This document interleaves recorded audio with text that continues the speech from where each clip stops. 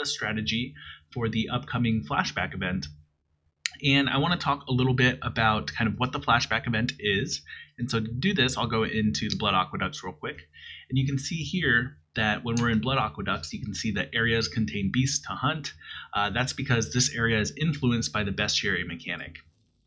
Basically what they're doing in the Flashback League is they're taking 3 old mechanics out of a pool of maybe 10 or so, and it's going to randomize every hour on the hour which zone gets which mechanics. That includes your maps and your map pool. And if you guys remember my Atlas strategy for the Bestiary League, I farmed Arachnid Tombs and then Elder Toxic Sewers or Selling Guardian maps. But I actually think this is a bad strategy for this upcoming Flashback League because you're going to want to chase around the mechanic you're interested in.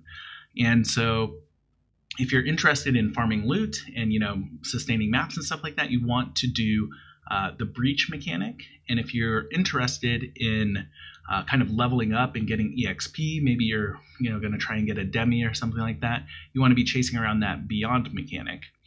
And that's basically what my Atlas strategy is going to be. If I wanted to do EXP, I would do like lower tier maps, maybe like tier 10, 11, 12, maybe 13. You don't want to go too high on those maps so they're not too dangerous and you risk dying. So you'd like to kind of stay in those mid-tier maps and then have a bunch of different maps to choose from depending on where the mechanic is in that hour that you're interested in doing.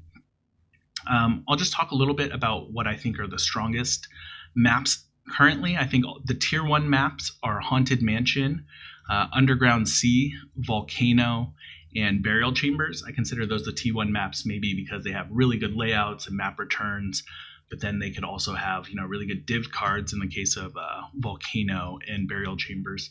So you might want to do an Atlas strategy that involves those. There's other good maps as well. I really like Toxic Sewers. Some people like Strand, Atoll.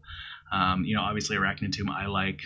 But, Gorge Channel, there's plenty of good maps. Find a good map that's good for your build, and that's something I want to talk about too. So, I play Kinetic Blast, and I like indoor maps, but if you're playing Tornado Shot or Ethereal Knives or some other fast, clear speed build, maybe you'd prefer Dunes map or Bog map, one of those, open maps or something like that. So definitely pick a build that's good for, or pick a map that's good for your build. Another thing I want to talk about is it worth it to set up your Elder Ring? If you're in a solo self-found environment, it's going to be very hard to set up an Elder Ring. I don't suggest trying to do that. If you're in a trade league, maybe it is worth it to set up an Elder Ring to get that permanent Elder influence. If you guys are interested in that, you guys can check out my other Atlas videos where I talk about setting up an Elder Ring.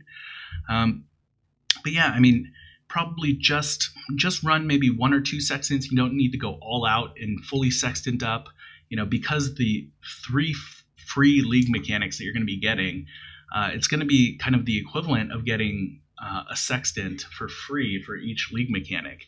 And so, you'll be able to sustain maps. Your maps are going to be going and flowing a lot easier. Probably going to be able to sustain just doing Alk and Go, depending on which maps you're doing. So it'll be a more pleasant map sustaining experience.